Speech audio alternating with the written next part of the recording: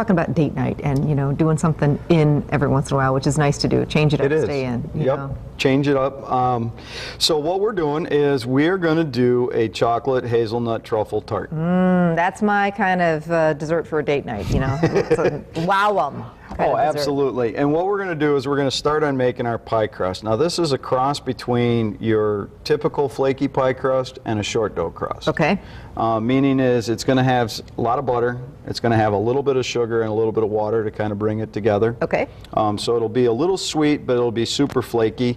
Now, if you have a food processor, it's really easy to just pulse it in there, but not everybody does.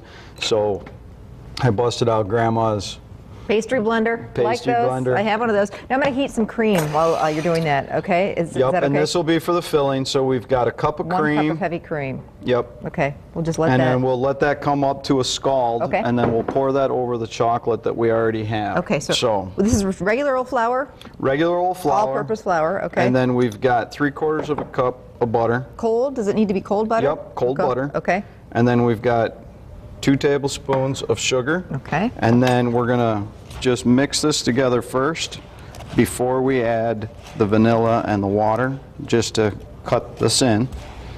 You want to get it nice, resembling little small crumbs.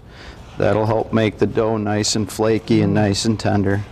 Now this is the crust is a make-ahead. You need to get this done. Well, yeah, you can do it the day before if you want to, or just do it and put it in the fridge. It just needs to set up a little bit so when you're rolling it out, it doesn't stick. Okay.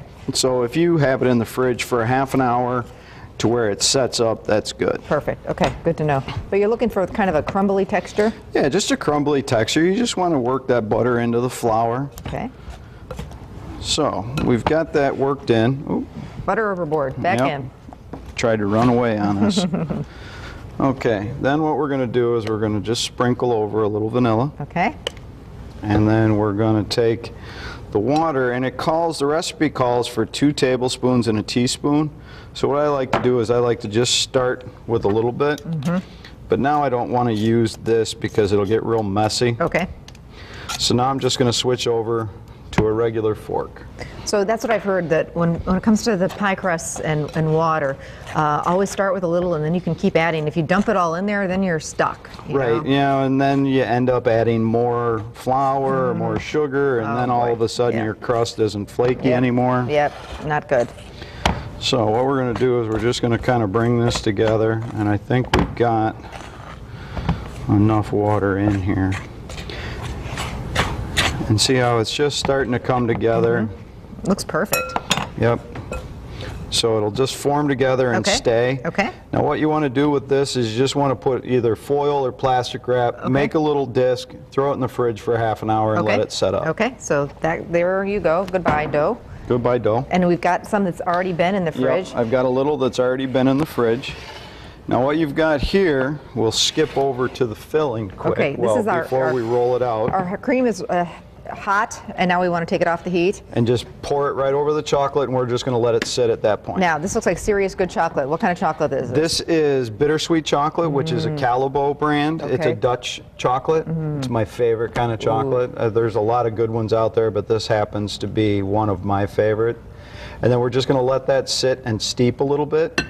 And with that, now you just broke up, I got to back you up here. You just took one of these chocolate bars and broke it up? Yep, and rough chopped it? Just rough chop it and throw it in a bowl. Could you use some really nice chocolate chips? Absolutely. If you don't want to chop up the chocolate, absolutely. Okay. You can typically find throughout the year blocks of chocolate, like in the baking section of your grocery stores. Usually what I'll do is I'll buy one and I'll throw it in the freezer. I'll wrap it in foil and keep it in the freezer. So whenever I get a hankering for some really good chocolate, even if it's in the middle of the summer or the middle of the winter, you can kind of pull it out, chop it up, and you've got really good chocolate. Got it. That way it doesn't sit and melt in your cupboard or things like that. Good tip. Okay, so what we want to do is we want to add just a little bit of flour to our board. And just kind of work this into a circle. Okay.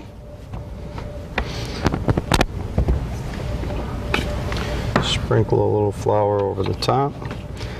And typically when you start working cold pastry dough, you want to do it almost like an X.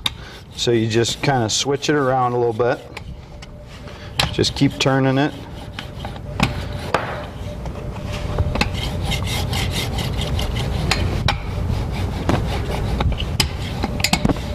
And then this way you can form it into a circle easier if you do an X pattern. Okay.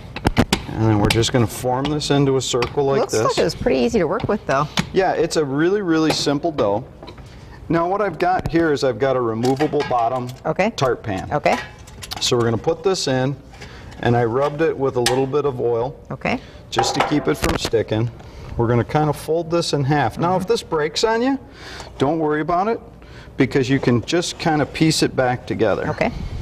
So a tart pan, or we're using a springform pan, something that has the removable bottom. Yeah, you really want the removable bottom for this because it just makes it easier to get out. Now pre-bake this? Yeah, we're going to put a little foil in here. Okay. Like this, and then you can put some pie weights in here. You can put some rice, beans, something like that. Pre-bake it for about 15 minutes. Okay. Pull it out, and then we're going to put the filling right in there and then bake it for another 15 minutes. Okay. All right, so let's get back to our filling, Our filling, so we've got our chocolate and our cream. Now I've got Should I our mix that hazelnuts. together a little bit? Nope, not yet. Nope, okay. We've got our hazelnuts here, which I toasted in the oven. Okay. We're going to grind these.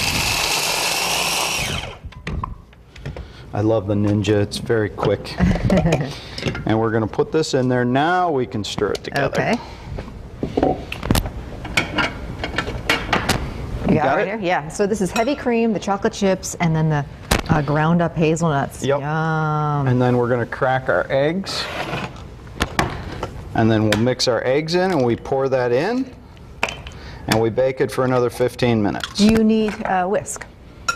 Nope, I can use this fork right here. Okay. Now this is hot liquid. It makes me nervous when I've got, I don't want scrambled eggs, right? So what? Right. So what you do is you take just a little bit of that and pour into here. And what that does is that just kind of brings up the temperature of this. And now we're going to just stir this in there like that. Now we've got a strainer over here. Yep. And we're going to strain this mixture. Now why are we doing that? Just because a lot of people don't like the little bits and pieces of the nuts. Okay. I do, but the only reason I'm doing it is just to get those little bits out. Okay.